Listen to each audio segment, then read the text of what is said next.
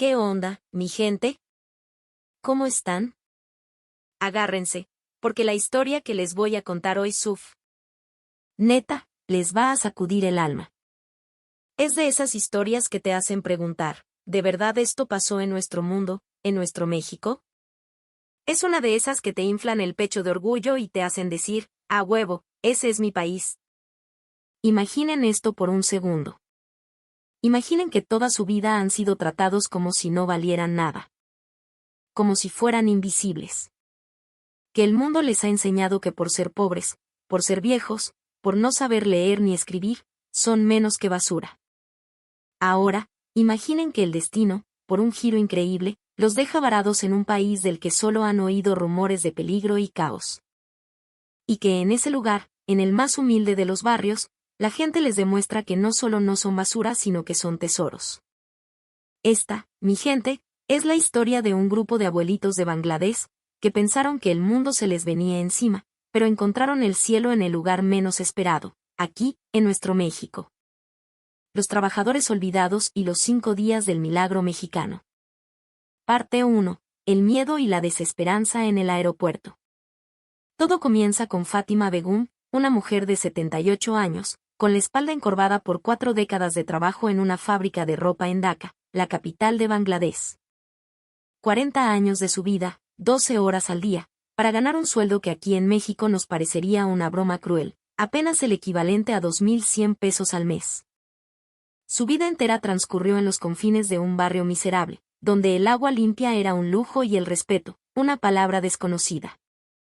Ella, junto con otros 19 ancianos, la mayoría con historias similares, se habían embarcado en el viaje de sus vidas. Era la primera vez que subían a un avión. Su destino, Arabia Saudita. No iban de vacaciones, ¿qué más quisieran?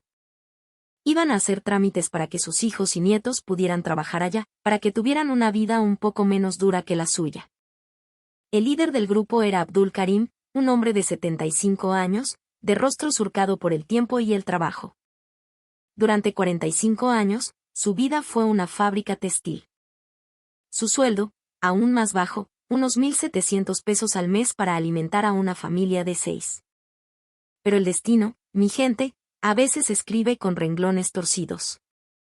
Justo cuando su avión sobrevolaba Asia, una nueva variante de un virus hizo que Arabia Saudita y todos los países de Medio Oriente cerraran sus fronteras a cal y canto. ¡Pum! Todos los vuelos cancelados.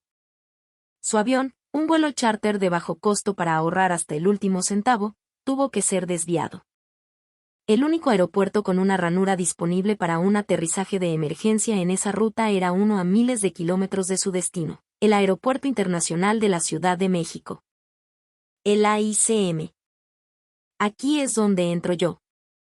Mi nombre es Rashid Hassan. Soy intérprete, he vivido y trabajado entre Bangladesh y México por casi una década.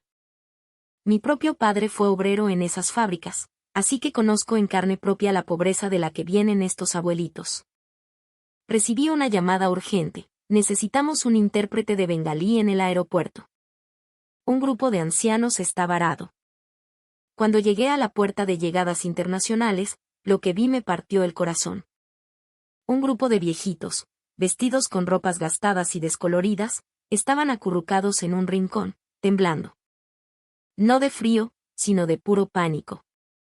El caos de la ICM, con sus anuncios a todo volumen, la gente corriendo de un lado a otro, las luces brillantes para ellos era como haber aterrizado en otro planeta. La primera frase que me dijo el señor Karim, con los ojos abiertos como platos, fue, ¿esto es un aeropuerto? Parece el palacio de un rey. El aeropuerto de Dhaka, al que estaban acostumbrados, es oscuro, viejo y caótico de una manera opresiva. El AICM, con todos sus defectos, les pareció una maravilla de cristal y luz. Pero el miedo era más grande que el asombro.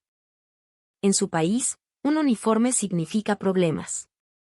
Un policía, un guardia, un agente de gobierno para la gente pobre, son sinónimos de extorsión, de maltrato, de humillación. Esperaban lo peor. Vieron a 2 agentes de migración acercarse y se encogieron, preparándose para el grito, para el empujón, para que les pidieran el poco dinero que llevaban. Pero entonces, ocurrió el primer pequeño milagro. El agente de migración, un hombre robusto con un bigote que imponía, los miró, vio sus rostros cansados y asustados, y en lugar de fruncir el ceño sonrió. Una sonrisa amplia, sincera. Se acercó a mí y me dijo, ¿qué onda, jefe? ¿Son tus familiares?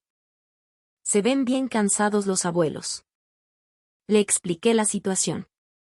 El hombre asintió, desapareció un momento y regresó con un paquete de botellas de agua. Se las empezó a repartir a cada uno, diciendo una y otra vez la misma frase: bienvenidos a México. Tomen, para el calor. Los abuelitos no entendían las palabras, pero entendieron el gesto. Tomaban las botellas con manos temblorosas, como si fuera un tesoro. Fátima, la mujer de 78 años, empezó a llorar en silencio.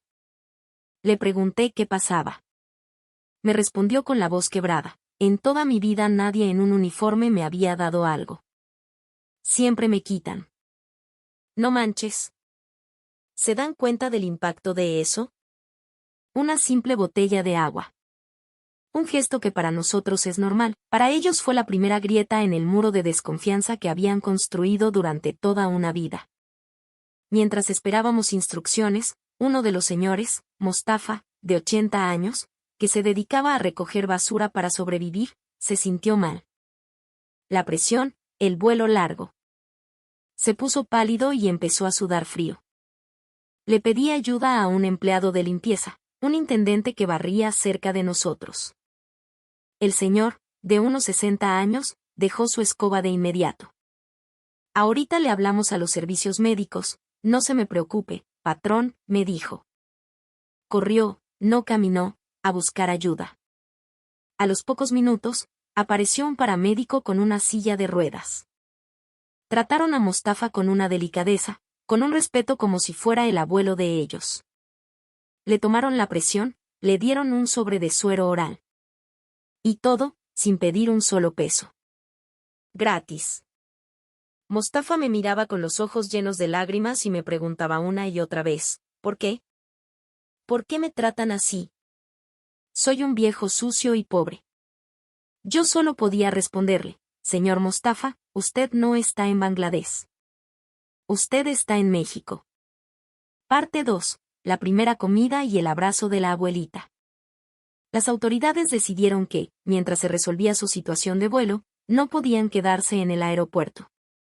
A través de una organización civil, los reubicaron. No en un hotel de lujo en Polanco, no. Eso no habría sido México. Los llevaron a un albergue comunitario en el corazón de Iztapalapa, en una de esas colonias populares llenas de vida, de color y, sí, también de carencias. El viaje en el microbús fue otro shock. Veían por la ventana el tráfico caótico, los puestos de tacos en las banquetas, los murales coloridos, las casas sin terminar con las varillas salidas.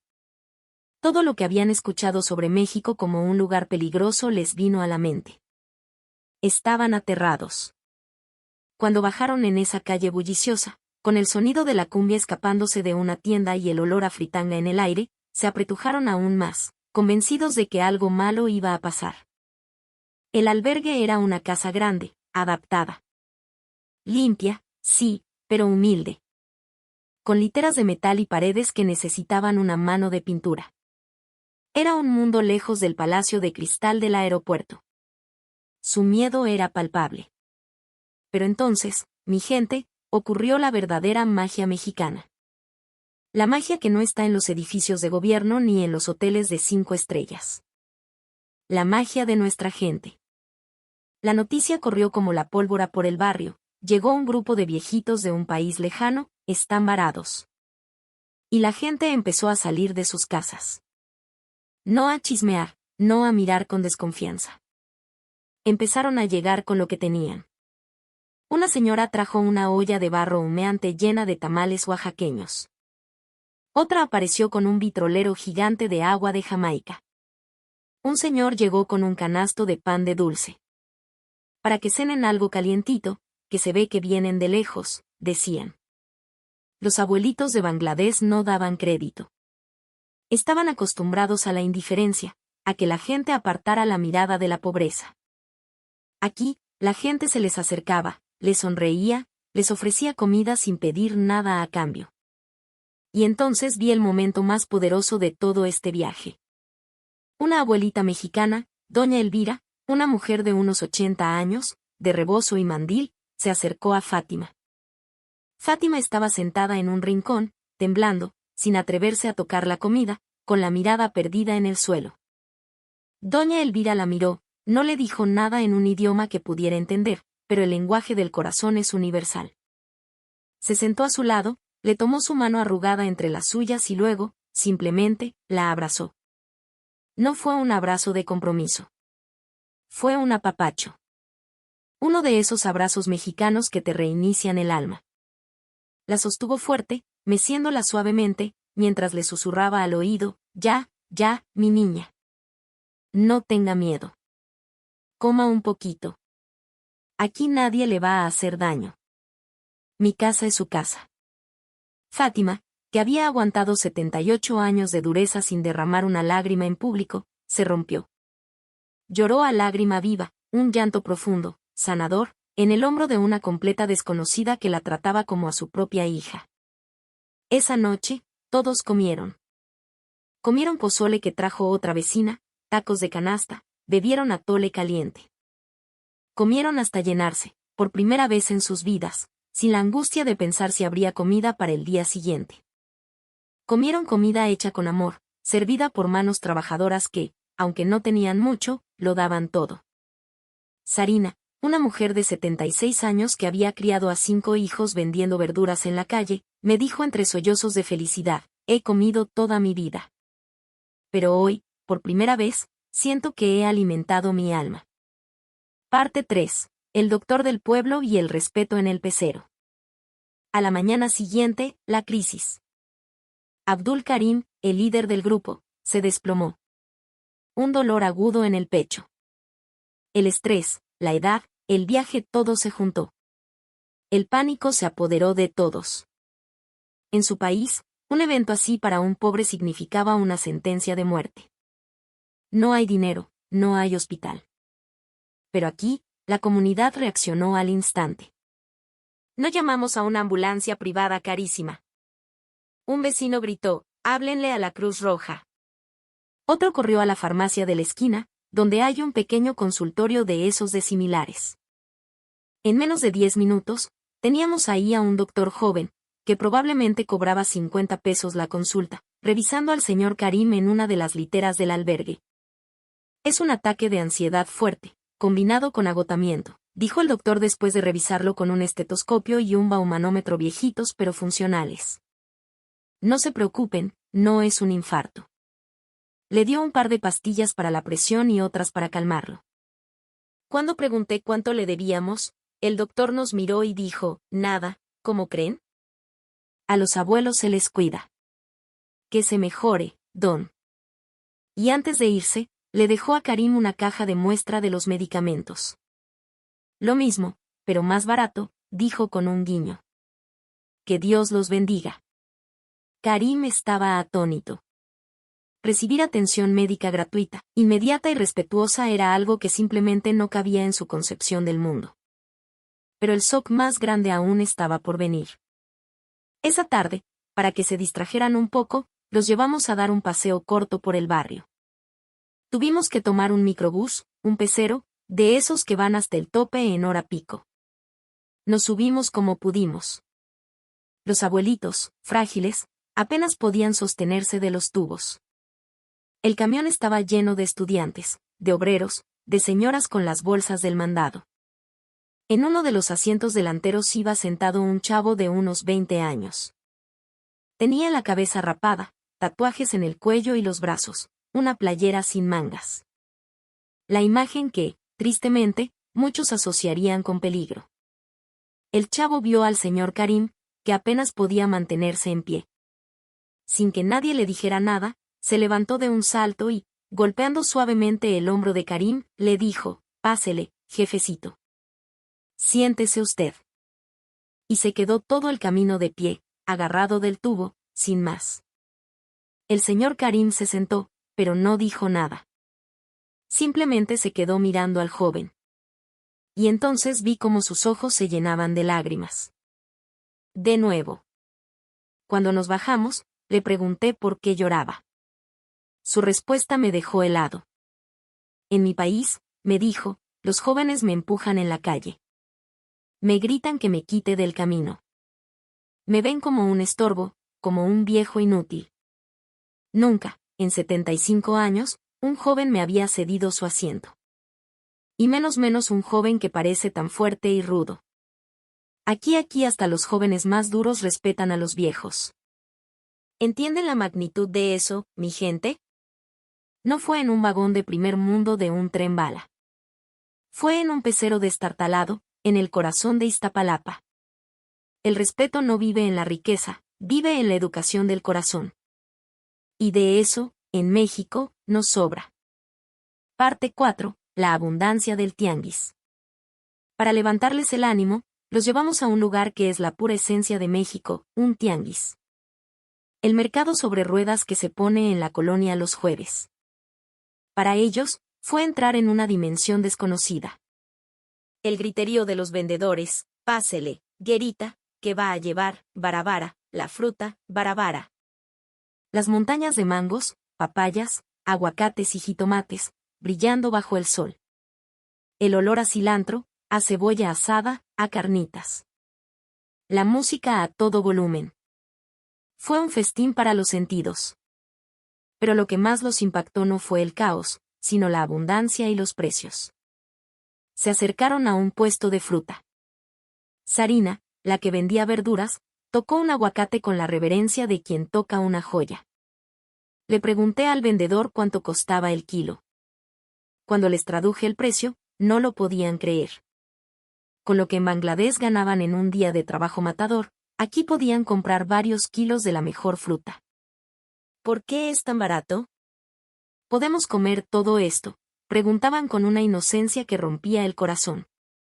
El vendedor, un señor con un mandil manchado y una sonrisa de oro, se dio cuenta de que eran extranjeros y parecían humildes. Llenó una bolsa con mangos, naranjas y plátanos. Después de pesarla y cobrarles, agarró 2 guayabas enormes y las echó en la bolsa. Este es el pilón, dijo. Para que prueben qué buena es la fruta de mi tierra. Ese pequeño gesto, el pilón, esa ñapa, ese extra que se da de corazón, fue para ellos la prueba definitiva. Este no era un país donde se te quitaba, era un país donde se te daba. Vieron la comida fresca, los pollos rostizados, los quesos de pueblo, el chicharrón crujiente. Entendieron que México, este país que les habían pintado como pobre y peligroso, era en realidad un cuerno de la abundancia, un lugar de una riqueza increíble, no tanto en los bancos, sino en su tierra y en sus mercados. Conclusión, el paraíso llamado México. El 5.º día, llegó la noticia. Arabia Saudita había reabierto sus fronteras. Tenían un vuelo esa misma noche. Podían irse. La noticia fue recibida con un silencio extraño. No hubo alegría. Sus rostros se llenaron de una profunda tristeza. En el camino de regreso al aeropuerto, nadie hablaba. Solo miraban por la ventana, despidiéndose de las calles de Iztapalapa, de sus colores, de su gente. Esos paisajes que 5 días atrás les habían parecido aterradores, ahora los veían con una ternura infinita. ¿Podremos volver algún día?, me preguntó Fátima. Quiero que mis nietos vean este país. En el mostrador de la aerolínea, ya no eran el grupo de viejitos asustados. Se paraban más derechos, sus ojos tenían un brillo nuevo. Se despidieron de los voluntarios del albergue con abrazos largos, sinceros, prometiendo no olvidarlos nunca. Cuando el avión despegó, vi a Abdul Karim pegado a la ventanilla, mirando cómo las luces de la Ciudad de México se hacían cada vez más pequeñas. Se volvió hacia mí y me dijo las palabras que se han quedado grabadas en mi mente para siempre. Rashid, nosotros veníamos a tramitar permisos para que nuestros nietos trabajaran como esclavos en Arabia. Pero en estos 5 días, aquí en México, hemos aprendido algo más importante. Hemos aprendido cómo se debe vivir. Hemos aprendido que existe un lugar en el mundo donde, aunque seas pobre, puedes vivir y morir con dignidad. Al llegar a Daca, Sus familias no los reconocieron. Sus rostros estaban iluminados. Hablaban con una confianza que nunca habían tenido. Y no paraban de contar historias. No de lujo, sino de la amabilidad. No de la riqueza, sino del respeto. La historia de la gente de migración, la de doña Elvira y su abrazo, la del doctor del pueblo, la del chavo tatuado del pecero, la del vendedor del tianguis. La historia de su viaje al paraíso mexicano se convirtió en una leyenda en su barrio. Un cuento que le dio esperanza a gente que no tenía nada. Un canal de televisión local se enteró y les hizo un reportaje que se hizo viral en todo Bangladesh. El título era, Taiwán, el país soñado que vieron los abuelos de Bangladesh. No, esperen, ese fue el guión original. El título real, el que importa, fue, El corazón de México, como un barrio pobre le enseñó al mundo lo que significa ser rico. 6 meses después, recibí una carta de Karim. Su nieto no se fue a Arabia Saudita. Renunció a ese trabajo. ¿Y saben qué está haciendo ahora? Está estudiando español. Su sueño ya no es ser obrero en un desierto. Su sueño es venir a trabajar a México. Esos 5 días, mi gente, cambiaron destinos. Fátima empezó a organizar a las mujeres de su cuadra para mantener limpia la calle. Hagamos nuestro barrio un poquito como México, les decía. Mustafa, el que recogía basura, ideó un sistema para separar los residuos. Pequeños cambios, inspirados por un gran ejemplo. Y esa es la historia que les quería contar hoy. Una historia que nos recuerda que no necesitamos ser Suiza o Japón para ser un gran país. La verdadera riqueza de México no está en el petróleo ni en las remesas. Está en el corazón de una abuelita de Iztapalapa, en la mano extendida de un doctor de barrio, en el asiento que cede un joven en un microbús. La pobreza es real, los problemas son reales. Pero la dignidad humana, el respeto y la generosidad no deberían depender del dinero que tienes en el bolsillo. Y eso, mi gente, es la lección que un grupo de abuelitos de Bangladesh aprendió aquí, y que nosotros, a veces, olvidamos. Así que la próxima vez que vean a un extranjero perdido, a un viejito cansado, a alguien que necesite una mano, acuérdense de esta historia. Acuérdense que un simple gesto de amabilidad puede ser un milagro para alguien. Demostremos al mundo que no hace falta ser el país más rico para ser el más humano. Porque eso, neta, es el verdadero orgullo mexicano. Déjenme en los comentarios qué les pareció. Y no se olviden de darle like y suscribirse. Nos vemos.